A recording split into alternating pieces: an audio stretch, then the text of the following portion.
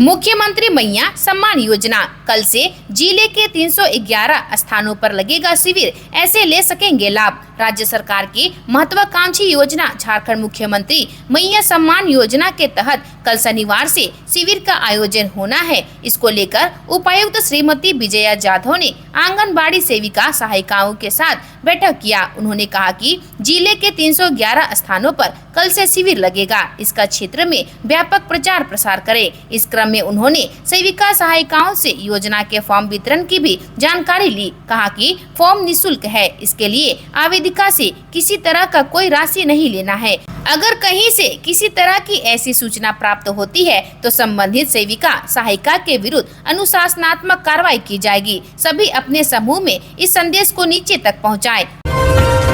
धनबाद में बारिश और गैस रिसाव से विजिबिलिटी हुई कम, सड़क पर देखना हुआ मुश्किल। लगातार हो रही बारिश ने धनबाद जिले का जनजीवन अस्त व्यस्त कर दिया है। बारिश के कारण सबसे अधिक दिक्कतें कोयलरी इलाकों में हैं। यहाँ की बस्तियां में धुंध छाया हुआ है और सड़कें पूरी तरह से धुंधली हो गई है। सामने 50 मीटर की दूरी पर भी कुछ दिखाई नहीं दे रहा है। यह हाल खासकर BCCL के उन कोयलरी इलाकों का है जहाँ अग्नि परियोजनाएं हैं। बैंक मोड़ से केंदुआ जाने वाली धनबाद बोकारो मुख्य मार्ग पर गोधर काली मंदिर से लेकर मोड़ तक सड़क पर धुंध जमी हुई है। नतीजतन यहाँ गाड़ियों को अपनी हेडलाइट ऑन कर पार होना पड़ रहा है। इस सड़क के महज 100 मीटर की दूरी पर ही BCCL की एक खुली खदान है जो अग्नि प्रभावित है। बारिश के कारण यहाँ से काफी धुआं निकल रहा है जो सड़क पर आकर जमा हो गया है। इतना ही नहीं, इस गैस रिसाव से निकल रही दुर्गंध भी बर्दाश्त के बाहर है।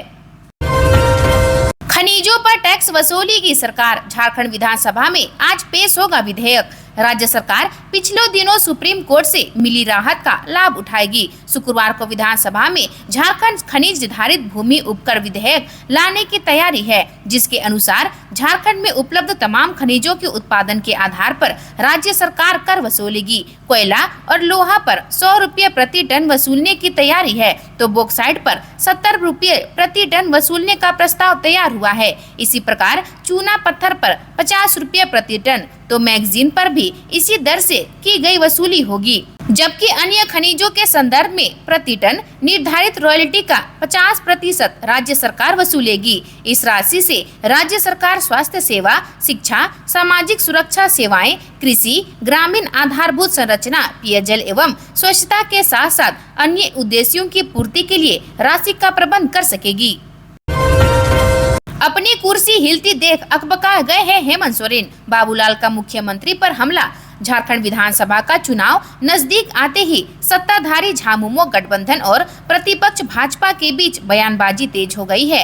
हेमंत सोरेन के भाजपा नेताओं के बैटरी डिस्चार्ज वाले बयान पर भाजपा प्रदेश अध्यक्ष बाबूलाल मरांडी ने पलटवार किया है। उन्होंने कहा कि विधानसभा चुनाव में झामुमो गठबंधन की हार तय है। अपनी हिलती कुर्सी को देखकर मुख्यमंत्री हेमंत सोरेन अकबका गए हैं और अनाप शनाप बोल रहे हैं। बाबूलाल मरांडी ने गुरुवार को दुमका के परिसदन में दुमका, गोड्डा, जामताड़ा और देवघर के पार्टी पदाधिकारियों के साथ अलग अलग सत्रों में बैठक की और कार्यकर्ताओं को जीत का मंत्र दिया।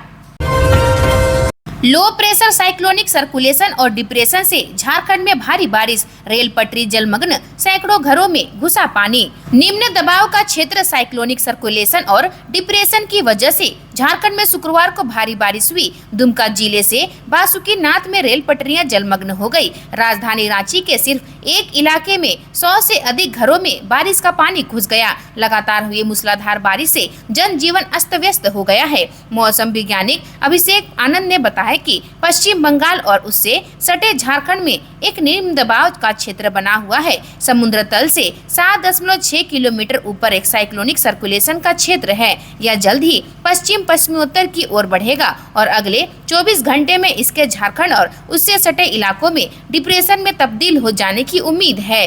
अभिषेक आनंद ने बताया कि मौसम केंद्र ने 4 अगस्त के लिए अलर्ट जारी कर दिया है। 2 अगस्त के लिए रेड अलर्ट, 3 अगस्त के लिए ऑरेंज और येलो अलर्ट, तो 4 अगस्त के लिए येलो अलर्ट जारी किया गया है। उन्होंने कहा कि 2 अगस्त को राजधानी रांची के साथ साथ गढ़वा, पलामू, चतरा, लातेहार, लोहरदगा, हजारीबाग और गुमला जिले में कहीं कहीं अत्यंत भारी बारिश होने की संभावना है।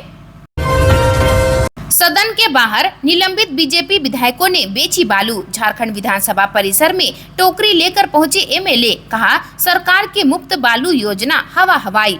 झारखंड विधानसभा के अध्यक्ष रविंद्र महतो ने गुरुवार को बीजेपी के 18 विधायकों को मानसून सत्र से 2 दिन के लिए निलंबित कर दिया है। इस बीच निलंबित 18 विधायकों ने आज सदन के बाहर विरोध का अलग तरीका अपनाया। बीजेपी विधायकों ने राज्य में बालू को लेकर सरकार की नीति का विरोध करते हुए बालू बेचकर अपना विरोध दर्ज किया। बीजेपी के निलंबित विधायक सदन में बालू और तराजू लेकर आए थे। राज्य में बालू की कालाबाजारी का आरोप लगाते हुए विधायकों ने तराजू से बालू तौल कर बेचा। वहीं विधायक नीरा यादव ने 100 रुपये प्रति किलो बालू बेचा। विधायक शशि भूषण मेहता सिर पर बालू की टोकरी लेकर विधानसभा पहुंचे। बालू की कीमत 1000 रुपये रखी थी। बीजेपी विधायकों ने बताया कि राज्य सरकार की मुफ्त में बालू देने की योजना बिल्कुल हवा हवाई है और विपक्ष इसका पूरी तरह विरोध करता है।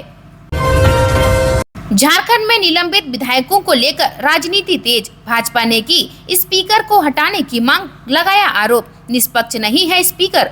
भारतीय जनता पार्टी ने विधानसभा के स्पीकर को हटाने की मांग की है। भाजपा ने प्रभारी सचिव को चिट्ठी लिखी है। इस चिट्ठी में मांग विधानसभा की प्रक्रिया और कार्य संचालन के नियम 158(1) के तहत की गई है। भाजपा के विधायकों ने पत्र के माध्यम से कहा है कि वर्तमान विधानसभा अध्यक्ष ने अपने पद का विवेकपूर्ण उपयोग नहीं करते हुए भाजपा के 18 विधायकों को हेमंत सरकार के इशारे पर निलंबित किया है। भाजपा ने आरोप लगाया कि 31 जुलाई 2024 को सदन शुरू होते ही नेता प्रतिपक्ष अमर कुमार बावरी ने युवाओं और संविदा कर्मियों के विषय पर चर्चा करवाने और मुख्यमंत्री हेमंत सोरेन से जवाब दिलवाने का आग्रह किया था। इसके बावजूद बिना मुख्यमंत्री का जवाब सुने विधायकों को निलंबित कर दिया गया।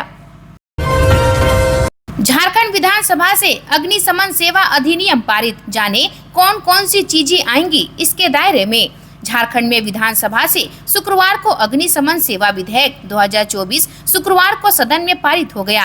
राज्य सरकार की अधिसूचना के बाद इसे झारखंड अग्निशमन सेवा अधिनियम 2024 कहा जाएगा, जो कि पूरे राज्य में प्रभावी होगा। इसके तहत अग्नि सुरक्षा पदाधिकारी की नियुक्ति होगी। इनमें जिम्मे यह 100 से अधिक लोगों के बैठने की क्षमता वाले सिनेमा घर, 10,000 वर्ग मीटर से अधिक क्षेत्रफल में बने वाणिज्यिक कॉम्प्लेक्स व 1 से अधिक सिनेमा को प्रदर्शित करने वाले भवनों की सुरक्षा होगी। इसके अलावा 50 से अधिक कमरे वाला होटल, भूमिगत व्यापारिक कॉम्प्लेक्स, जिला केंद्र, उप केंद्रीय व्यवसायिक जिले जिसमें 1000 वर्ग मीटर या उससे अधिक क्षेत्रफल में बना तहखाना शामिल होगी। वहीं 50 मीटर से ऊंची बहुमंजिली गैर आवासीय इमारतें, तेल व प्राकृतिक गैस प्रतिष्ठान, 20,000 से अधिक क्षमता वाला खुला स्टेडियम व 5,000 से अधिक क्षमता वाला इंडोर स्टेडियम की सुरक्षा, 100 से अधिक बेड वाले अस्पताल व नर्सिंग होम के अलावा सार्वजनिक अर्ध सरकारी भवनों, रेलवे स्टेशन, बस टर्मिनल, हवाई अड्डा, मनोरंजक पार्क सहित अन्य भवन भी अग्निशमन सेवा के दायरे में आएगा। रांची में अपराधी बेलगाम, वकील की दिन दहाड़े चाकू मारकर की हत्या। रांची में अपराधी बेलगाम हो गए हैं। शुक्रवार के राजधानी सुखदेव नगर थाना क्षेत्र में दिन दहाड़े एक वकील पर चाकू से हमला कर दिया गया, जिससे उनकी मौत हो गई है। घटना मधुकम महुआ टोली के पास सुबह 11 बजे की है। मृतक की पहचान गोपी कृष्ण के रूप में हुई है, जो पेशे से सिविल कोर्ट में वकील है। घटना के बाद पुलिस एक्टिव हो गई है और मामले की जांच पड़ताल में जुट गई है। वहीं वकील की इस तरह से बेरहमी से हत्या के बाद जिले के अधिवक्ताओं ने अपना रोष व्यक्त किया है। जानकारी के मुताबिक मृतक गोपी कृष्ण अपने घर सुखदेव नगर के मधुकम महुआ टोली स्थित अपने घर के पास खड़े थे। तभी एक शख्स अचानक उसके पास आया और पेट पर चाकू से वार कर फरार हो गया। आनन फानन में उसे रिम्स ले जाया गया, जहां चिकित्सकों ने उन्हें मृत घोषित कर दिया। घटना के बाद से ही जिले के वकील आक्रोशित है और रांची पुलिस अपराधियों की जल्द से जल्द गिरफ्तारी की मांग कर रहे हैं। भारत छोड़कर भागने की तैयारी में था साइबर ठग। पुलिस ने ऐसे जाल बिछाकर फिल्मी अंदाज में धर दबोचा।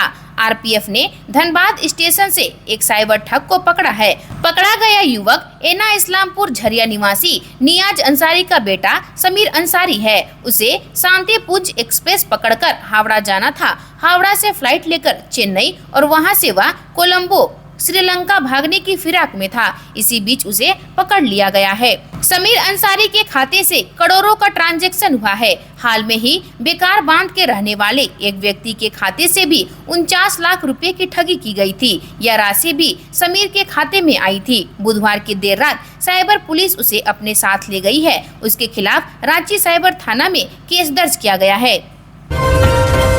जल्द करे यह काम वरना नहीं बचेगा झारखंड। हिमंता बिस्वा शर्मा ने सीएम हेमंत सोरेन से किया रिक्वेस्ट। असम के सीएम और झारखंड में बीजेपी के सह प्रभारी हिमंता बिस्वा शर्मा झारखंड के दौरे पर हैं।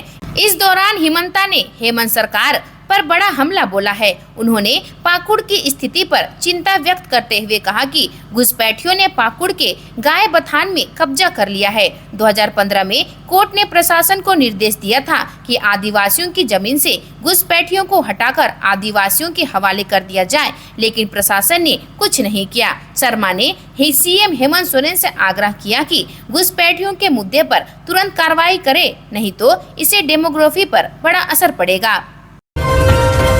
कोडरमा पुलिस की बड़ी कार्रवाई। अंतर्राज्यीय बाइक चोर गिरोह का पर्दाफाश। 4 आरोपी चढ़े पुलिस के हत्थे। पुलिस ने मोटरसाइकिल 4 गिरोह का पर्दाफाश करते हुए 4 आरोपियों को गिरफ्तार किया है। इसके पास से चोरी की 8 मोटरसाइकिल बरामद की गई है। इस गिरोह में शामिल 2 सदस्यों का संबंध बिहार से है। कोडरमा एसपी अनुदीप सिंह ने शुक्रवार को बताया कि 28 जुलाई को सूचना मिली थी कि तेलैया थाना क्षेत्र अंतर्गत वाहन चोर गिरोह कई दिनों से चोरी की घटना को अंजाम देने के उद्देश्य से कोडरमा व तेलैया क्षेत्र में सक्रिय हैं। सूचना के आधार पर इस गिरोह को पकड़ने के लिए विशेष टीम का गठन कर कार्रवाई की गई। टीम ने छापामारी कर चारों आरोपियों को पकड़ा। गिरफ्तार आरोपियों ने पूछताछ में बताया कि वे लोग मोटरसाइकिल चोरी के उद्देश्य से आए हैं।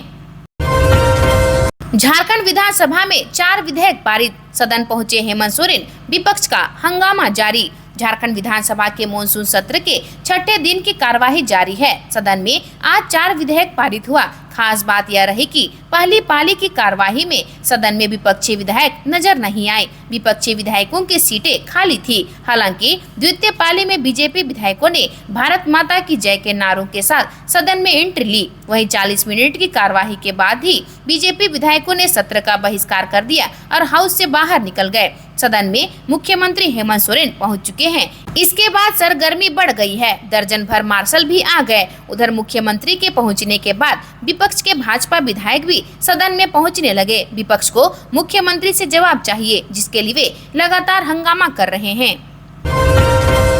नदी में डूबे व्यक्ति का 5 दिन बाद मिला शव मिलने के बाद दोस्त ने लगा ली फांसी। सरायकेला खरसावां जिले के आदित्यपुर स्थित इच्छापुर में बीते 28 जुलाई को नहाने के क्रम में डूबे सुमित का शव 5 दिन बाद गुरुवार को घटना स्थल से 15 किलोमीटर दूर डोबो पुल के नीचे से बरामद किया गया। शव मिलने के बाद गुरुवार रात को सुमित के साथी 15 वर्षीय अनिकेत महतो ने भी फांसी लगाकर आत्महत्या कर ली। अनिकेत का शव घर के फंदे से लटका पाया गया। इधर शुक्रवार को सुमित के शव का पोस्टमार्टम कर परिजनों को सौंप दिया गया। छात्रों के भविष्य को लेकर सांसद जोबा मांझी गंभीर। कुलाधिपति से किया आग्रह। देर से चल रहा है सत्र। पश्चिमी सिंहभूम में कोल्हान विश्वविद्यालय के त्रिवर्षीय सत्र 2021-24 के सेमेस्टर विलंब से चलने के कारण छात्र छात्राओं के भविष्य पर लग रहे सवालिया निशान को लेकर सिंहभूम के सांसद जोबा मांझी बेहद गंभीर है। उन्होंने कुलाधिपति सह राज्यपाल को इस संबंध में पत्र लिखकर इसकी प्रति कोल्हान विश्वविद्यालय की कुलपति सह कोल्हान आयुक्त और कुल सचिव से इसके अविलंब सकारात्मक पहल कदम उठाने की अपील की है। बताया जाता है कि कोल्हान प्रमंडल की स्थापना के उपरांत खुली कोल्हान विश्वविद्यालय के त्रिवर्षीय सत्र 2021-24 में होने वाली कुल 6 सेमेस्टर की परीक्षाओं में अब तक केवल 5 सेमेस्टर का परीक्षा लिया जा सका है। आज के लिए बस इतना ही। मिलते हैं अन्य नई खबरों के साथ में। धन्यवाद।